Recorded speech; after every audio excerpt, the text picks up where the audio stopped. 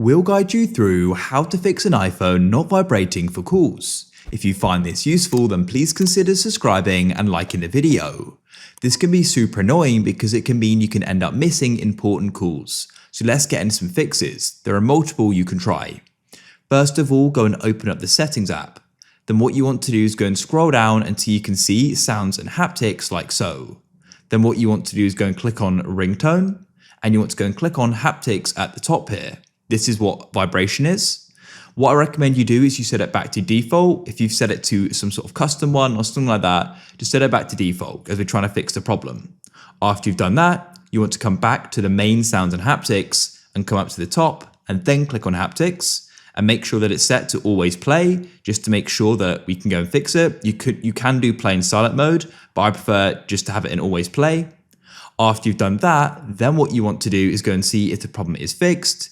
If it still isn't, then make sure that you don't have Do Not Disturb turned on because Do Not Disturb silences all notifications. To do this, you can drag down from the battery on your phone like so, and you'll go and see it's turned on as it will say that. Click on the moon and you can go and turn it off.